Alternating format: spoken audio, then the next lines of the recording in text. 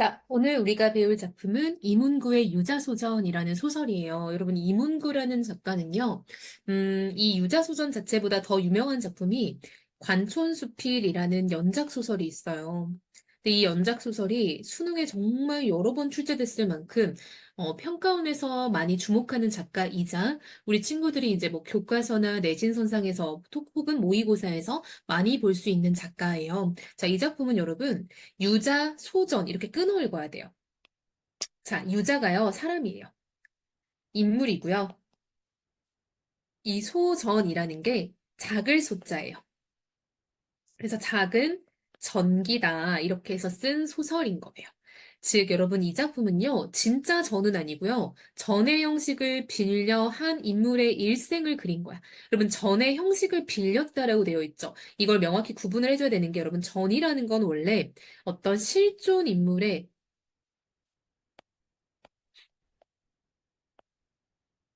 일대기를 기록하고 마지막에 그거에 대한 평가를 담은 글을 우리가 전이라고 해요. 근데 여러분 얘는 소설이니까 실존 인물이 사실 아니어야 하죠. 허구적 이야기인 거야. 그러니까 형식을 빌렸다. 이꼴 이걸 우리가 빌릴 차, 쓸 용 써서 차용했다라고도 쓸 수 있겠죠. 근데 여러분 얘는 좀 아이러니하게 이 유자가 실제 작가인 이문구가 아는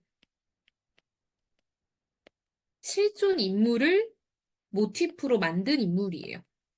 그래서 원래는 소설이니까 허구의 이야기인 건데 여기서는 이제 진짜 이문구의 지인으로 소설을 썼다라는 거죠. 여러분 유자가 사람의 이름은 아니고요. 원래는 유재필이라는 인물인데 이 사람이 너무 훌륭한 사람이어서 공자, 맹자 이런 사람처럼 자자를 붙여서 유자라고 해요. 유자. 소전이라는 건 작은 전기니까 전의 형식을 지금 차용하고 있다라는 거 우리가 알 수 있겠죠? 요렇게. 자, 그럼 여러분 이 작품의 뭐 제재는 간단한 거예요. 글감이죠. 글감은 당연히 뭐겠어? 유자의 인생, 유자의 한평생의 일생이라고 할 수 있겠죠. 자, 주제는 이제 이걸 통해서 무슨 얘기를 하려고 하는지를 우리가 좀 염두에 두고 읽으면 좋을 것 같아요. 자, 만약에 이 작품하고 조금 연관돼서 읽을 작품이 있다. 성석재의 황만근은 이렇게 말했다라는 작품이 있어요.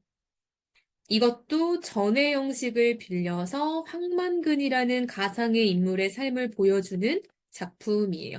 그래서 둘 다 어떤 일생을 그려내듯 하면서 그 사람의 인생을 통해서 말하고자 하는 말을 전달하겠다라는 거죠. 자, 그럼 우리가 한번 읽으면서 정리를 해볼게요. 자, 과연 이 부분은 어떤 부분인지. 자, 한 친구가 있었다. 누군지 우린 바로 알겠죠? 유재필이겠죠. 그쵸? 서술자 입장에서. 근데 그는 그냥 보면 그저 그렇고 보통 사람에 불과한 친구였대요. 그러나 여느 사람처럼 이 땅에 그런 사람이 있는지 마는지 하게 그럭저럭 살다가 재물에 흐지부지하고 몸을 마친 예사 허릅숭이는 아니었다. 여러분 재물에는요, 뭐 제 스스로 이런 느낌인 거예요.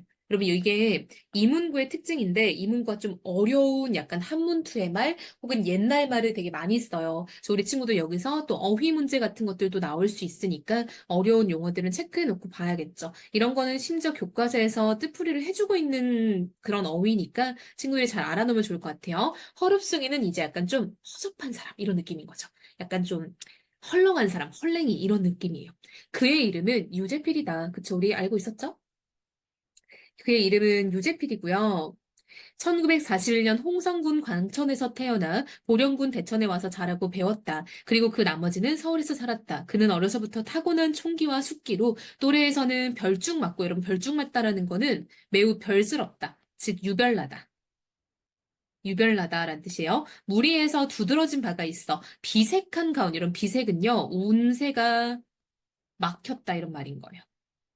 그러니까 한마디로 운이 안 좋은 가운과 불우한 환경 속에서도 여러모로 일찍 터득하고 앞서 나아감에 따라 소년 시절은 장이 숙성하고 청년 시절은 잠옷 노련하고 장년에 들어서는 속절없이라는 거는 어찌할 도리 없이 뭐 소용없이 이런 느낌인 거죠. 속절없이 노성하였으니 무릇 이것이 그가 보통 사람 가운데서도 항상 깨어있는 삶을 살게 된 바탕이었다라고 해서 여러분 이 부분은 지금 유재필의 삶에 대한 유재필의 내력에 대한 소개가 지금 이어졌죠. 이 사람의 일생을 굉장히 압축적으로 제시했어요. 이런 거 우리가 요약적 제시, 압축적 제시라고 충분히 할 수 있겠죠. 유재필이 어린 시절엔 이랬고 작년기엔 이랬고 이런 말까지 해준 거니까요. 그의 생활은 풀밭에서 뚜렷했고 숲밭에서 우뚝하였다. 한마디로 되게 눈에 띄는 사람이었다라는 거죠. 그는 애초에 심성이 밝고 깔끔하였다. 우리 이런 부분 잘 한번 볼까요? 자, 뭐냐면요. 쌤이 딱 빨간색으로 계속 꾸준하게 표시를 할게요. 자, 그는 애초에 심성이 밝고 깔끔하였다라고 유재필의 성격을 대놓고 말해준 거예요. 이런 거 우리가 직접적으로 제시해줬다라고 합니다. 근데 그 사람이 밝은 걸 에피소드로 말해줄 수도 있잖아. 예를 들면 우리가 아이유에 대해서 얘기할 때 아이유는 단단한 사람이다. 이러면 그냥 말해주는 거예요. 근데 아이유가 단단하다고 느낀 나의 어떤 계기가 있는 거지. 아이유가 어느 날 뭐 악플을 한 1000개를 읽었는데 표정 하나 변화 없이 그거에 대해서 신경 쓰지 않는다고 말하더라. 라는 거는 우리가 아이유의 모습을 묘사한 거죠. 근데 거기서 아이유는 단단한 사람이구나를 떠올릴 수 있죠. 이런 건 우리가 간접 제시, 묘사를 통한 제시라고 하는 거예요. 그래서 이거는 직접 제시니까 말하기 기법이라고도 해요. 성격을 말해준다는 거죠. 그걸 우리가 영어로 텔링 기법이라고 하고요. 이런 거는 그냥 설명을 해줬다라고 해서 설명적 제시 방법이라고도 하고요. 그냥 성격을 딱 요약적으로 알려줬다라고 해서 요약적 제시라고 돼요.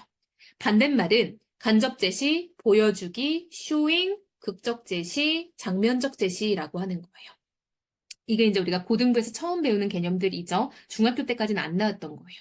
자, 매사에 생각이 깊고 침착하였으며 마찬가지죠, 여러분. 성품이 곧고 굳은 위에 몸소 겪음한 바와 힘써 널리 보고 애써 널리 들은 것을 더하여 스스로 갖추어진 줏대와 나름껏 이루어진 주견으로 갈피 있는 태도를 흐트리지 아니하였다라고 서술자가 그냥 다 알려주는 거죠. 그러므로 주변머리 없이 기대거나 자발머리 없이 나대어서 남을 패롭히거나 누를 끼치는 자, 여러분 이런 게 바로 유자가 싫어하는 인물 유형이에요, 여러분. 주변머리라는 거는 약간 일하는 재주거든요. 그래서 일하는 재주 없이 남한테 기대는 사람, 즉 너무 의존적인 사람을 말하는 거죠. 약간 그러니까 자기가 할 일을 자기가 하지 않고 남에게 기대는 혹은 자발머리 없이라는 건 약간 참을성이 없다 이런 느낌인 거예요. 자발머리 없다라는 거는 참을성 없이 나대는 사람. 남을 괴롭힌다라는 건 여러분 남에게 어떤 귀찮게 하는 그런 사람을 말하는 거예요. 누를 끼치는 자는 반드시 장마의 물걸레처럼 쳐다봤대요. 장마의 물걸레처럼 지규법이죠. 즉 장마는 비가 많이 오잖아. 물걸레가 필요 없죠. 마른 걸레가 필요하잖아. 즉 어떤 쓸모없는 존재처럼 쳐다보기를 한결같이 했대요. 그러니까 이런 사람 되게 싫어했다는 거야. 분수 없이 남을 제치거나 밟고 일어서서 섣불리 무엇인 척하고 으스대는 자 이런 사람도 유자가 되게 싫어하는 사람이거든요. 근데 그런 사람을 삼국지에서 조조망하기를 기다리듯 봤대요. 이것도 역시 지금 비유적 표현인 거죠. 매양 속으로, 매양은 여러분 항상이란 뜻이에요. 속으로 밑줄을 그어두다라는 거는 마음속에서 밑줄 긋는다는 게 이꼴 강조한다는 거잖아요. 그래서 강조하기에 소홀함이 없었대요. 또 모름지기, 세상의 일에 알면 아는 대로 힘지게 말하고 모르면 모르는 대로 수치게 말아요. 여러분 수치게 말하다라는 건요. 약간 순박하고 인정 있게 말하는 거예요. 그런 게 마땅한 자림에도 불구하고 어딘지 떳떳지 못하게 주눅부터 들어서 좌우의 눈치에 딱 부러지게 흑백을 못하는 사람. 그러니까 뭔가 약간 좀 소심하고 지 할 말 못하는 사람도 싫어했다는 거야. 그런 사람들이 있다면 마치 말만 한 딸을 서울 가게 하는데 힘입어 그날로 이잣돈을 놓는 매몰스러운 구두쇠를 붙이죠. 이게 무슨 말이냐면요. 딸이 서울로 시집을 가요. 잠시만요. 쌤 애플 펜슬이 지금 배터리가 없네. 자, 쌤이 애플 펜슬 충전을 하고 왔어요. 자, 서울로 결혼을 가는 거야, 딸내미가. 근데 어떤 구두쇠 아버지가, 딸내미 가면 사실 슬퍼야 되잖아. 근데, 그러면서 약간 그 결혼을 통해서 돈을 취한 거예요. 즉, 경제적인 이득까지 보는 거야. 그거 이제 이자 돈을 놓는 이런 느낌인 거죠. 그러니까 거의 딸을 팔아먹는 결혼인 거야. 이제 그런 아빠 어때? 진짜 나쁜 아빠지. 그런 나쁜 아빠를 보듯 가래침을 멀리 뱉기에 이력이 났다. 즉 한마디로 유자가 이런 사람 너무 싫어해서 마치 딸 팔아먹는 아버지처럼 봤다는 거야. 그만큼 싫어했다는 말인 거예요. 그의 됨됨이는 물론 그것이 전부는 아니었다. 채취는 그윽하고 체온은 따뜻하며 체질이 묵중한 산이었다. 또한 남의 아픔이 자신의 아픔임을 깨달아 아픔을 나누고 눈물을 나누되 자기가 아는 바 사람 사는 도리에 이르기를 진정으로 바라던 위인이었으니 짐짓 저 옛말을 빌려서 말한다면 여러분 이게 뭐야? 인용하는 거죠. 그야말로 때 아닌 특립독행의 돌출이요. 이른바 세상 사람들의 걱정거리를 그들보다 앞서서 걱정하고 세상 사람들이 즐거움을 본 연후에야 즐거움을 누린다라는 게 여러분 우리가 선, 우, 후, 락이라고 하는데요. 이게 옛날 사대부들의 정신이었어요. 한마디로 이렇게 사대부적인 정신, 즉 선비적인 덕량의 본보기를 가지고 있는 사람이 바로 누구였다? 유자였다라고 지금 서술자가 이야기를 하는 부분이에요. 여러분, 이런 것도 그냥 정말 유자의 성격이 이랬다라고 지금 서술자가 계속 말해주는 거죠. 이간감, 나 유가요. 여러분, 이 가가요. 집가자예요. 그러니까 이 씨를 말하는 거죠. 그쵸?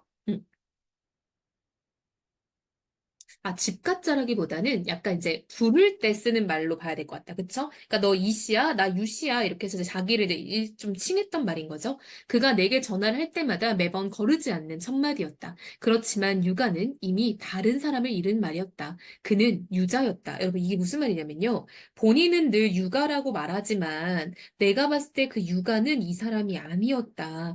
이 유재필은 유자, 즉 더 대단한 사람이었다라고 지금 친구를 매우 존중해서 높여서 지금 표현하고 있는 거예요. 자, 여러분 여기까지 뭐 유재필의 이제 어떤 성품을 소개하고 유재필이 싫어하는 인물 유형 이 정도를 얘기했어요. 자, 생략된 부분의 줄거리 봅시다. 문약 부분 줄거리 봅시다.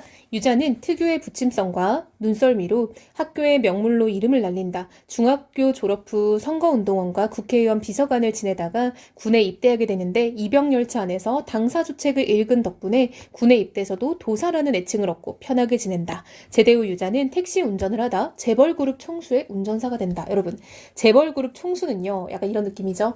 이재용, 이건희 이런 느낌이에요. 그러니까 뭐 삼성, 물산, 삼성 뭐뭐뭐 막 다 합쳐서 가장 그 삼성 그룹의 가장 우두머리인 거예요. 자, 이제 이 부분은 우리 작품상 절정 부분이에요. 거의 완전 후반부인 거죠.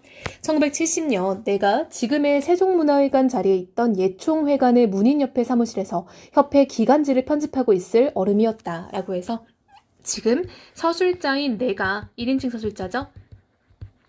어떤 유자와의 일화를 떠올리는 부분인 거죠. 서술자의 유자와의 일화를 회상하는 부분이라고 할 수 있을 것 같아요.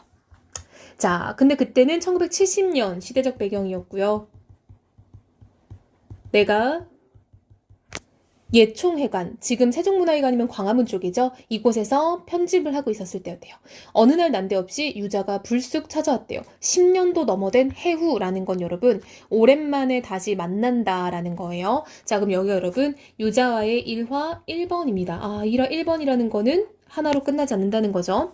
이산의 시처럼 어디서 무엇이 되어 다시 만나려 했더니 그는 재벌그룹 총수의 승용차 운전수가 되고 나는 글이라고 끄적거려봤자 누구 하나 알아줄 이가 없는 무명 작가가 되어 다시 만나게 된 것이었다. 즉 여러분 유자가 서술자인 나를 찾아온 사건인 거죠. 그가 잡지를 보다가 우연히 나를 알아보고 그 잡지사의 전화로 내 소재를 찾는 번거로운 절차를 무릅쓰고 찾아온 데에는 그 나름의 속셈이 있었대요. 이게 뭔가 봤더니 지금은 대학 교수의 부인이 된 자기 누이 동생을 내게 중매해봤으면 하고 찾아본 것이었다. 자, 이게 무슨 말이냐면 유자에게 여동생이 하나 있는데 여동생 남편감으로 내가 적당할까? 라고 생각을 해서 찾아온 거래요. 아니 결혼을 하면 처자를 굶길 놈인지 먹일 놈인지 우선 그것부터 슬쩍 엿보려고 온 것이었다. 즉 결혼하면은 자기 식구를 잘 챙길 수 있을지 나의 능력을 시험해 보려고 능력을 좀 검토해 보려고 나를 찾아왔다라는 거죠. 그는 해가 바뀌어 그 누이 동생을 여의고 난 뒤에 여러분 여의다가 보통 죽었다는 의미로 쓰이는데 여기서는 누이 동생을 여였다 즉 누이 동생이 결혼했다라고 봐야겠죠? 결혼하고 난 뒤에야 비로소 그 말을 내게 하였다. 자, 그럼 봐봐. 이런 게 문제가 또 나와. 뭐가 나오냐면 이 부분 잘 보세요. 그는 그런 속셈을 가지고 나를 찾아왔는데 그거를 처음부터 말한 게 아니라 누이 동생이 다 결혼하고 나서 그 다음에 나한테 얘기를 했다는 거예요. 야, 사실 내가 그때 널 찾아온 이유는 내 여동생 남편감으로 어떤지 보려고 했던 거야 라고 얘기를 하는 거죠. 자, 그럼 별표입니다. 나중에 알게 된 거예요. 그는 처음 만났던 날 저녁에 내가 말술을 마시고도 양이 안 차한데 질려서 대번에 가위표를 했다. 여러분, 가위표는 X자를 했다는 말인 거예요. 아, 얘는 안 되겠다라고 생각하고 돌아갔대요. 자, 여기까지가 1화 1번인 거죠. 유자는 나를 여동생의 남편으로 찜할 정도로 뭔가 좀 나를 좋게 봤나 봐요. 자, 1화는 2번입니다. 이번에는 한 번은 답원책이 있으면 달라고 하여 번역판 사기를 한 질 주었더니 그 후부터는 올 때마다 책탐을 드러내는 것이었다. 잡지사 편집실에는 사시상철 기증본으로 들어오는 책만 해도 이로 주체를 못하도록 더미로 답사이기 마련이었다. 그는 오는 족족 자기 욕심껏 그 책 더미를 헐어갔다. 장근 17년 동안 밥상머리에서도 책을 놓지 않았던 그의 열정적인 독서 생활이야말로 실은 그렇게 출발한 것이었다. 라고 해서 여러분, 지금 보니까 1화 1번은 나를 자신의 어떤 여동생의 남편감으로 봤던 1화 1번이었고요. 두 번째는 유자가 책을 되게 좋아한다 라는 걸 알 수 있겠죠. 자, 이제 세 번째는요. 1화 3번입니다. 이게 이제 가장 중요한 일화가 될 거예요. 하루는 어디로 해서 어디로 좀 와보라고 하기에 물어물어 찾아갔더니 기꾼맞게도 붕어니, 매기니하고 민물고기로만 술상을 보는 후미진 대포집이었다. 여러분, 이 작품은요. 이문구의 소설의 특징이 정말 다 들어있어요. 이문구는 우리나라 말 중에서도 되게 특이하고 우리가 평상시에 안 쓰는 이런 귀꾼받다 이런 말도 많이 쓰고요.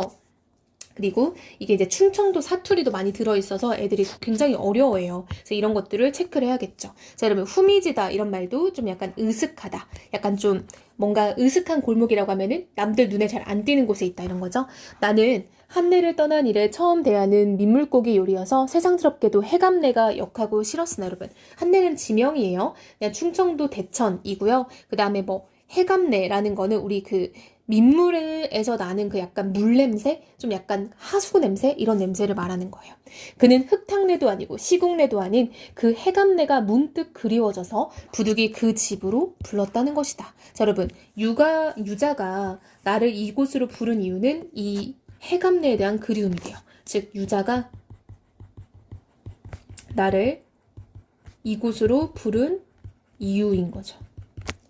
허울 좋은 한울탈이지 수채꾼형 내가 나서 어디 먹겠냐 라는 거죠. 여러분, 허울 좋은 한울탈이지 라는 거는 이건 그냥 뭐 모습만 좋지 약간 실속이 없다라는 어떤 비유적 표현이에요. 즉, 빛 좋은 개살구지 이런 느낌인 거예요. 보기만 좋지 실속이 없다. 빛 좋은 개살구랑 똑같은 말. 그래서 나의 어떤 의식이 드러나는 거죠. 나는 그 민물고기 요리를 보고 아우 이거 먹기엔 좋게 생겼는데 이건 맛도 없지 이런 느낌인 거예요. 수채구녕은 여러분 그 하수구 구멍입니다. 하수구 구멍 냄새가 나서 어디 먹겠냐라는 거죠. 이까진 냄새가 뭐가 그리워서 이걸 다 돈 주고 사 먹어. 나 원참 취미도 참 움뚝까지라는 거는 참 괴상하다라는 거죠. 내가 사뭇 맛득자가 했더니 그래도 좀 구적구적한 데서 사는 고기가 핫구라이보다는 맛이 있어 라는 거죠. 핫구라이라는 거는 약간 수입의 이런 의미를 가진 단어예요. 그러니까 약간 뭔가 외래의 것 이런 일본어예요. 즉 유자가 갑자기 하는 말이 그래도 해감내 나는 민물고기가 즉 우리나라 고유의 밀고기인 거죠. 이 민물고기가 외래종보다 수입산보다는 맛있잖아 이런 말인 거예요. 그날사 말고 수그러들 기미를 보이지 않는 것이었다. 그가 자기 주장에 완강할 때는 반드시 경험론적인 설득 논리로 무장이 되어 있는 경우였다. 즉 무슨 말이냐면 자기가 경험해본 바 그게 맞다라는 거야. 즉 경험적 근거를 가지고 이야기를 할 때가 대부분이었다라는 거예요. 했더니 뭔 얘기가 있는 모양구만 하고 내가 눈치를 챘어요. 있다면 있고 없다면 없는데 들어볼라냐 하면서 그가 이야기를 펼쳤어요. 자, 이게 바로 이제 유자가 해주는 이야기입니다. 자, 총수의 자택에 연못이 생긴 것은 며칠 전의 일이었다. 뜰 안에다 벽이고 바닥이고 시멘트를 들이부어 만들었으니 연못이라기보다는 수족관이라고 하는 편이 알맞은 시설이었다. 시멘트가 굳어지자 물을 채우고 울긋불긋한 비단 잉어들을 풀어놓았다. 비단잉어들은 화려하고 귀티나는 맵시로 보는 사람마다 탄성을 자아내게 하였으나 그는 처음부터 흘기 눈을 떴다. 여러분, 이 흘기 눈이라는 거는 비언어적 표현이죠. 즉, 유자는 이게 못마땅했다라는 뜻인 거죠. 비행기를 타고 온 수입복이라서가 아니었다. 그 회사 직원의 몇 사람치 월급을 합쳐도 못 미치는 상식밖의 몸값 때문이었다. 즉 여러분, 유자가 지금 그 민물고기가 아니 그 수입산 물고기가 못마땅했던 이유는 바로 이 물고기의 가격 때문이었던 거예요. 직원들의 월급을 합쳐도 그 비단잉어를 살 수가 없는 거야. 대관전 얼마짜리 고기 간디 그래? 라고 물어봤더니 마리당 80만 원씩 주고 가져왔디야 라고 말하는 거죠. 그 회사 직원들의 봉급 수준을 모르기에 내 월급으로 계산해보니 자그마치 3년 4개월 동안 봉투째로 쌓아야 겨우 한 마리 만져볼까 한 값이었다. 여러분, 이 사람의 월급으로 따졌을 때는 3년 4개월 동안 봉투째로 쌓아야지 이게 80만 원이 된다는 거는 그 당시에 나의 월급이 2만 원이었다는 거죠. 근데 여러분, 이 2만 원에 40배가 되는 물고기 값인 거야. 그러니까 이게 재벌의 그 사치가 어마어마한 거죠. 웬 놈의 잉어가 사람보다 비싸냐? 내가 기가 막혀 두렁거렸더니 보통 것은 안 일러먹으려 뱉어내면 메넷도라다 메라나를 틀어주면 그 가락대로 따라서 하고 차에 코 풀고 싶어라나 메라나를 틀어주면 또 그 가락대로 따라서 하고 좌우간 곡을 틀어주는 대로 못 추는 춤이 없어 순전 딴따라 곡이요 라고 얘기를 하는 거죠. 자, 그럼 이 부분은요, 베토넨 베네또 베토벤이고요. 차에 코 풀고 싶어 차이콥스키라는 거죠. 이게 이제 유자 입장에서 어려운 이제 이런 음악가들 얘기를 언어 유희로 풀어내는 거죠. 말장난이죠. 발음의 유사성. 차이콥스키, 차에 코 풀고 싶어 비슷하죠. 즉 이제 유자 입장에서는 무슨 물고기가 클래식 음악에 맞춰서 춤을 춘다는데 참나 웃겨서 뭐 이런 비판적 태도인 거죠. 그런 클래식 틀어주고 물고기 춤추는 거 바라보면서 80만 원짜리 고기 사는 그 재벌 총수에 대한 불만인 거죠. 물고기도 꼬랑지 들어서 먹고 사는 물고기가 있다는 건 이번에 그 집에서 처음 봤어 라고 해서 비단잉어에 대한 어떤 불만이 지금 드러나 있죠. 여러분, 이 부분은 언어 유희를 쓰고 있으니까 당연히 여러분 해학적이죠. 여러분, 유희가 놀이잖아. 놀이는 재밌죠? 해학성이고, 근데 거기에 대해서 지금 유자는 또 비판적 태도까지 가지고 있잖아요. 따라서 해학에서 끝나는 게 아니라 풍자적 태도까지 들어가는 거죠. 그런데 이 비단잉어들이 어제 새벽에 떼죽음을 한 거였다. 자고 일어나 보니 죄다 허옇게 뒤집어진 채로 떠있는 것이었다. 총수가 실내와 깸발로 뛰어나왔지만 아무 소용없는 일이었다. 어떻게 된 거야? 한동안 넋나간 듯이 서있던 총수가 하고 많은 사람 중에 하필이면 유자를 겨냥하여 물은 말이었다. 글쎄유, 아마 밤새 곶불이 들었던 갭이네요 라고 해서 이 곶불은 감기예요. 물고기가 감기 들었나 봐요 라고 해서 지금 유자가 엉뚱한 말을 한 거죠. 어떻게 물고기가 감기가 들겠어, 물에 사는데. 즉 유자는 자신의 불편한 심기를 엉뚱한 말로 표현을 한 거죠. 뭐야, 물고기가 물에서 감기 들어 죽는 물고기도 봤어? 총수는 그가 마치 혐의자나 되는 것처럼 화풀이를 하려 드는 것이었다. 그는 비위가 상해서, 즉 총수도 이제 유자가 이렇게 말도 안 되는 소리 하니까 짜증난 거죠. 그야 팔자가 사나워서 이런 후진국에 시집와 살라니까 여러 가지로 다 개꼬가 쌓여서 조시도 안 좋았을 거고, 이 조시라는 거는 몸 상태를 말하는 거예요. 즉 몸 상태도 안 좋았을 거고, 그런데다가 불을 쓰고 자루박이고 가락을 트는 대로 디립다 춤을 춰댔으니 과로해서 몸살기도 다져 있었을 때고, 본래 밭들어서 키우는 새끼들일수록 다 탈이 많은 펍이니까 라고 해서 유자가 여러분 엄청 지금 비꼬는 거 보이죠? 즉 유자의 비꼬기예요. 아니 뭐 멀리서 왔으니까 피로가 쌓였을 거고, 근데 춤추라고 맨날 첫날 노래 트니까 더 피곤했을 거고, 원래 그렇게 오냐 오냐 키우면 약한 거고, 이렇게 말을 하는 거예요. 그래서 이 비꼬기를 통해서 유자는 총수에 대한 못마땅함을 표출하고 있는 거죠. 그런 물고기를 그 돈을 주고 사는 거에 대해서 80만 원이면 남들 3년 7개월짜리 월급인데 했더니, 하면서도 그는 시멘트의 독성을 충분히 우려내지 않고 고기를 넣은 것이 탈이었으니 라고 하면서도 배참으로 의문을 떨었다. 즉 여러분 진짜 이유는 이걸 거예요. 그쵸? 시멘트 독성이 빠져야지 되는데 그걸 안 빼놓고 넣었기 때문에 물고기가 죽은 건데 알면서도 일부러 비꼰 거예요.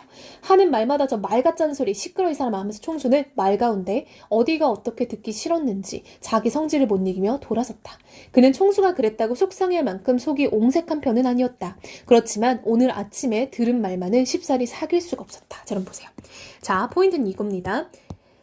유자가 총수가 뭐라고 했다고 해서 거기서 속이 상한 게 아니야. 근데 아침에 들은 말이 바로 빡쳤다는 거예요. 그럼 아침에 들은 말이 뭔지 바로 우리가 찾으러 가봐야겠네요. 문제 나올 수 있어요. 유자가 마음이 상한 이유는 총수가 물고기가 죽은 것을 대해서 뭐 유자에게 뭐라고 했기 때문이다 하면 틀린 말이라는 거예요. 그쵸? 총수는 오늘도 연못이 텅 빈 것이 못내 아쉬운지 식전마다 하던 정원 산책도 그만두고 연못가루만 맴돌더니 유기사 어제 그 고기들은 다 어떻겠나? 라고 또 그를 지명하며 묻는 것이었다. 그는 아무렇지 않게 대답했다. 한 마리가 황소 너댓 마리 값이나 나간다는디 아까워서 그냥 내뺀지기도 거시기 하고 비싼 고기는 맛도 괜찮겠다 싶기도 해서 비닐을 대강 긁어서 된장기 좀 하고 고추장도 좀 풀고 마늘 2서너 통 다져놓고 국물도 좀 있게 지져서 한 컵씩 했지요 라고 비단 이거를 끓여 먹었다는 거야. 무엇이 어쩌고 어째? 라고 왜유? 했더니 왜유? 이런 잔인무도한 것들 같으니? 라고 총수가 막 화를 낸 거예요. 총수는 분기탱천하여 붙져지를 못하였다. 보아하니 아는 문자는 다 동원하여 호통을 쳤으면 하나 혈압을 생각하여 참는 눈치였다. 달리 처리할 방법도 없었는갑류 라고 하면서 지금 유자는 받아치고 있죠. 아니 뭐 어쩔 수 없잖아요 라고 능청스럽고 태연한 거 알 수 있죠. 즉 총수의 눈치를 보지 않아요. 그쵸? 노빠꾸입니다. 총수의 성과를 덧드리려고 한 말은 아니었다. 그가 할 수 있는 것이 그 방법 말고는 없었기 때문에 그렇게 뒷동은 다른 거였다. 총수는 우악스럽고 무식하기 짝이 없는 아래 것들하고 따따붙다 해봤자 공연히 위신이나 흠이 가고 득될 것이 없다고 판단했는지 숨결이 웬만큼 고루 잡힌 어조로 그 불쌍한 것들을 저쪽 잔디밭에다 고이 묻어주지 않고 그래 그걸 술안주로 처먹어버려? 아이 이런 피도 눈물도 없는 독종들이라고 비판을 하는 거죠. 자 여러분 보세요. 자 일단 총수는요. 아유 이렇게 말도 안 통하는 무식한 애들하고 말해봤자 무슨 소용이 있겠어 라고 얘기를 하는 걸 보니까 총수는 체면을 중시하는 성격인 게 드러나죠. 그래서 그냥 물러나는데요. 그러면서 그 불쌍한 것들 뭐 말하는 거야? 비단잉어인 거죠. 그 비단잉어를 잘 묻어주고 무덤도 만들어줘야지 이래야지 그거를 술안주로 해서 처먹어? 라고 얘기를 하죠. 그러면서 이 피도 눈물도 없는 독종들이라고 이 비단잉어를 먹은 직원들에 대해서 비판하는 거죠. 넌 진짜 인정도 없다. 어떻게 사람이 그렇게 차가울 수가 있냐? 라고 얘기를 해버렸대요. 그래 지져 먹어보니까 맛이 어떻다? 라고 내가 물어봤더니 어떻긴 뭐가 어떠 살이라고 허벅허벅한 것이 별 맛도 없더만 하고 그는 다시 말을 이었다. 내가 독종이면 지는 말종이지. 좌우지간 맛대가리 없는 서양 물고기 한 사발에 국산 욕을 2사발이나 먹고 났더니 지금지금 하고 해감내가 나더라도 이런 붕어지짐이 생각이 절로 나길래 여기까지 나오라고 했던 거요. 라고 해서 지금 유자는 오늘 내가 이 물고기를 먹고 싶었던 이유를 얘기하고 있죠. 그쵸? 유자가 나와 민물고기 요리를 먹은 이유인 거죠. 괜히 입맛 빼리고 나니까 먹고 싶어서. 총수는 그 뒤로 그를 비롯하여 비단잉어를 나눠 먹었음직한 대문 경비원이며 보일러실 화부며 자녀들 등 학교용 승용차 운전수며 자택에서 근무하는 종업원들에게는 조석, 아침 저녁으로 눈을 흘기면서도 비단잉어 회식 사건을 빌미로 인사이동을 단행할 의향까지는 없는 것 같았다. 그는 하루바삐 총수의 승용차 운전석을 떠나고 싶었다. 즉 지금 유자는요. 그 총수에게 정이 떨어진 거야. 총수에게 매우 실망한 거죠. 왜냐하면 유자 입장에서는 총수가 위선자인 거예요. 아니, 인간을 위해야지. 인간보다 더 비싼 비단잉어 사놓고, 그거 좀 먹었다고 인간들한테 뭐라고 하고, 이런 게 마음에 안 드는 거죠. 남들은 그룹 소속 운전수들의 정상이나 다름없는 그 자리에 서로 못 앉아서 턱주가리가 떨어지게 올려다보고들이 있었지만, 그는 총수가 틀거지만 그러듯한 보잘것없는 위선자로 비치기 시작하자. 지금 여러분 보세요. 지금 유자 입장에서 총수는 틀거지만 그렇듯한 보잘것없는 위선자처럼 보였다는 거예요. 여기 위에도 있죠. 내가 독종이면 지는 말종인디 라고 해서 이게 바로 유자의 총수에 대한 평가인 거죠.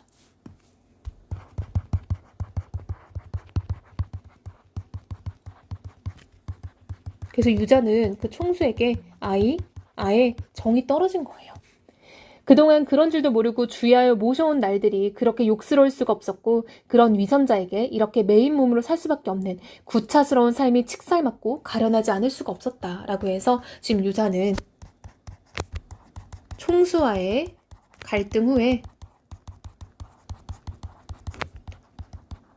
수치심을 느끼고 있는 거예요. 내가 고작 이런 사람하고 지금 일을 하고 있다니 하는 어떤 답답함을 느꼈다라는 거죠.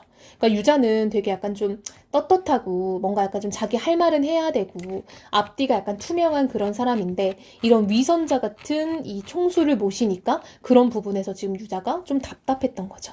자, 여러분 우리 마무리 한번 하면서 좀 이야기 정리해 봅시다. 자, 여러분 이 작품은요 단편 소설이고요. 그쵸? 전반적으로 1인칭 관찰자 시점인데요. 즉, 내가 주인공인 유자를 관찰하는 거죠. 여러분, 제목이 유자소전이니까. 그러나 일부는 전지적 작가 시점이 들어있기도 해요. 그래서 이런 걸 좀 조심해야 돼요. 그래서 이 작품에서 가장 중요한 부분 중에 하나고요. 자, 당연히 이 글의 제재는 유자의 일대기이죠. 왜냐면 유자 소전 자체가 유자의 작은 전기잖아요. 그쵸? 자, 여러분 이걸 통해서 얘기하고자 하는 건 뭐야? 그쵸? 유자의 어떤 삶의 태도, 유자의 어떤 인성적인 면모, 플러스 당대, 물질, 만능주의에 대한 어떤 비판인 거죠. 그게 어디 나와? 비단잉어요. 그쵸? 인간의 몸값보다 더 비싼 비단잉어를 사서 그걸로 이제 관상용 연못을 만드는 이런 어떤 그 재벌 총수에 대한 비판적 태도 이런 게 들어있는 거죠. 자, 여러분 특징은요. 유자소전이잖아요. 그래서 전통적인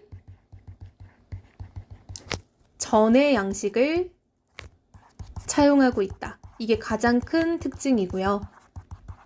작품 전반에 방언이 굉장히 많이 사용돼 있죠. 사투리입니다. 그러니까 향토적인 정서가 많이 드러난다라고 할 수 있겠죠. 그래서 이런 부분들은 이문구 소설의 특징이기도 하니까 우리 친구들이 잘 정리해 놓으면 좋겠네요. 자, 그럼 여러분 우리 이게 좀 흐름이 길었잖아요. 그러니까 당연히 멈춰서 다시 한번 읽어보고 내가 이해가 안 된 부분은 없는지 점검하고 질문할 부분은 없는지 꼼꼼히 본 다음에 공부를 마무리하면 좋겠죠. 자, 뒤에 학습 활동 해보고요. 문제도 풀어와야 합니다.